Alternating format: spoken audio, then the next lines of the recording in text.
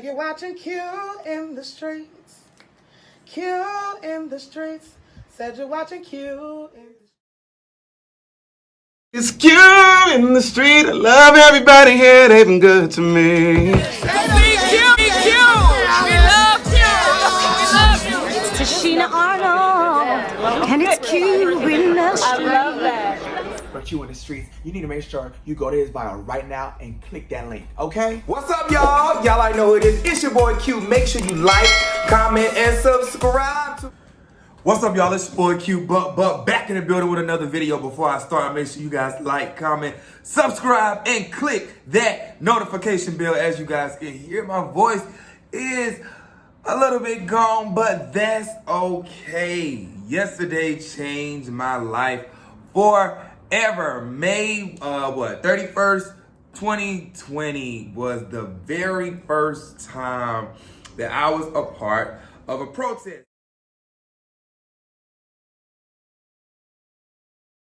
And today I'm here to basically tell you about my experience. But before I get into that, I just wanted to check in with you guys and let you know how I'm doing.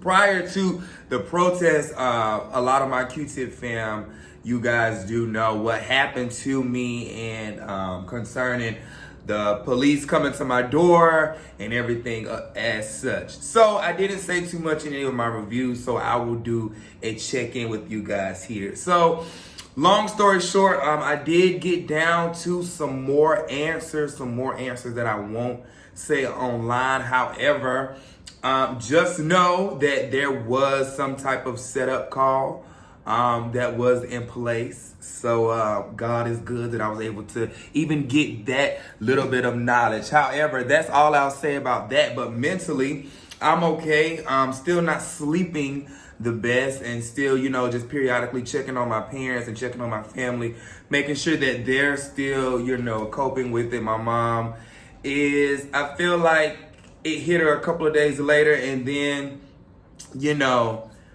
she was kind of stuck for a couple of days, but I think now she's doing much better. I think my dad is in an okay space. I think he's very much so still worried about my, mental well-being. So I think that's where he is. So they're all doing pretty good with it. However, on the flip side of that, I want to talk about my first experience with a protest. So for those of you who do not know, I posted footage yesterday. I posted a link yesterday. I posted it all over my social media all day, all morning, about my very first time experiencing or being a part of a protest, a peaceful, successful protest in 2020 here in the San Diego area. Now, before I even go any further with that, I want to say, as a black man, as a American across the board, I feel so blessed to not even 2 weeks ago have 11 officers whom could have done whatever they wanted to do with me and my life, and that would have destroyed my family and just everything else. I felt so blessed to be able to walk and be a part of the movement. United will never be defeated. Our people united will never be defeated. That took place on yesterday, and not even take place, but be one of the front lines. No justice. No peace. No racist. Police. No justice. No peace. No racist. Honors, and be one of the, just people to even help lead. That's why my body's a little exhausted today. My voice is gone because I was really out there and I was present and I was in the moment. And yes, I got some video footage and other things, but outside of that, I had my phone up and I was like really out there, putting in the work and trying to be the voice for a change and be a voice. And so let's just talk about my journey and even how all of this even came about, me and my whole moment yesterday. So I woke up at 6 a.m. on a Sunday to get my run. Well, did I wake up at 6? Yes, I got up at 6. But I didn't go run until around 7:30 because I kind of got my word in first. And I shaved my head and I did all that stuff for Sunday morning, like just to get me prepped for the week. I don't know what this mark is on my head, but I hate it.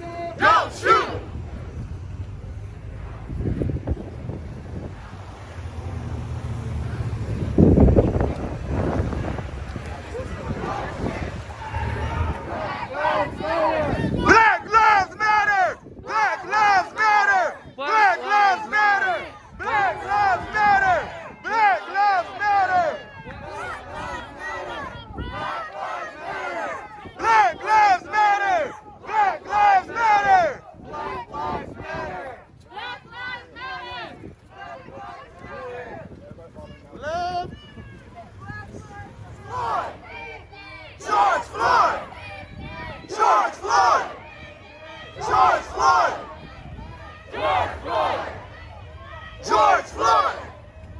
George Floyd! George Floyd! George Floyd! George Floyd!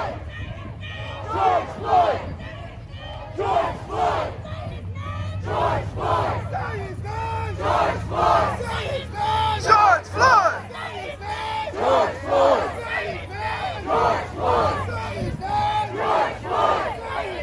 George Floyd! When I saw not just black people at yesterday's protest, I can't speak for nobody else's protest. I can't speak for nobody else's experience. I can only tell you what I felt in my spirit and what moved me and what made me say, wow, I'm so glad that I can experience this moment and be a part. And I'm glad that I can be a voice, a small voice for George Floyd and the rest of everybody and to everybody else. I felt proud because it was just 2 weeks ago that could have been my life. So to see white people, black people, gay people, straight people, everybody was there yesterday. It was just unity. Like I saw white people on the front line. I saw black people, in certain positions, making sure for cops, and we ain't gonna give the cops too much, but I did see what Q saw was I did see some black cops in position to make sure that things were handled the way that they were supposed to be handled. I also, speaking of my black men in leadership that I saw yesterday. Saying to the world that we are no longer going to tolerate the intolerable. What we're saying is that all lives matter, but black lives extremely matter. That they have taken it and twisted it.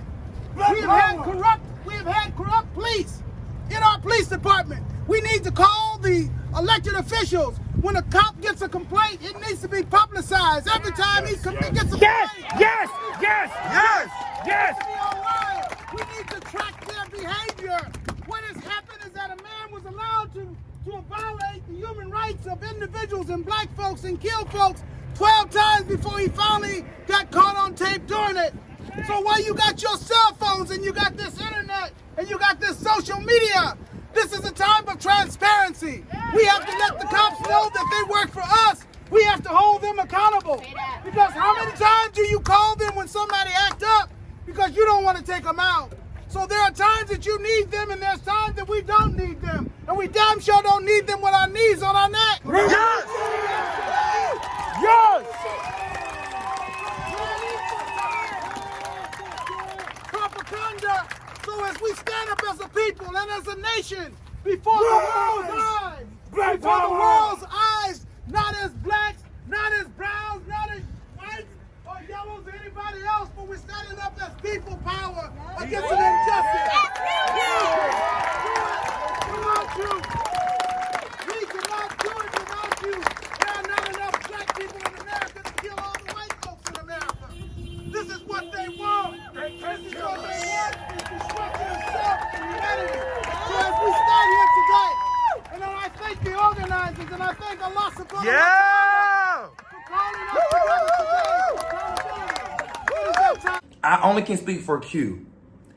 I am so grateful for some black kings who I saw in yesterday's movement just stepping up, being a part of the movement, being a voice of wisdom, setting the standard, setting the tone. Like those black men made us, they just set the tone yesterday.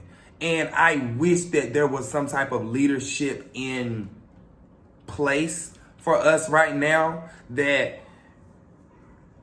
can display what happened yesterday across the world.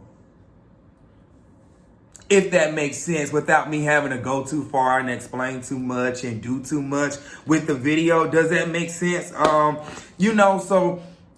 again, just 2 weeks ago, not being able to use my voice, and then yesterday being able to chant with my black queens, and even with my sisters, black queens, the black women showed up, showed out.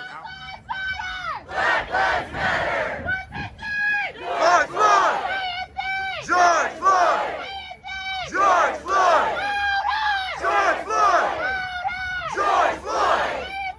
George Floyd! George Floyd! George Floyd! George Floyd! George Floyd! George Floyd! George Floyd! George Floyd! George Floyd! George Floyd! Yesterday, they had their signs. They was out, mamas was out there passing out water bottle, making sure that, you know, everybody had masks. Mamas was pulling over, patting people on the back. Like, it was amazing. I loved it. Like, I saw black women, white women. Everybody was just like moving as one. What I saw yesterday was just pain in everybody's eyes. It was just like, we are tired. We're tired. And for me as a millennial, it hit home. It's been hitting home recently. You know, you read about it in textbooks, but to be a part yesterday, my mom called me yesterday. She was like, okay, like little Martin Luther King, because me out being on that front line, using my voice, having my platform, moving as one, moving with unity, having, you know, Martin Luther King, to have white brothers back then marching with him. But yesterday, it was just a new time. It was like, listen, we are tired. Everybody just want to be treated equally. That's just it. And I think we as black people are, you know, I don't want to talk about the looting and all of that stuff, but one thing I can say is we're grateful that our voice is heard. And I'll keep that.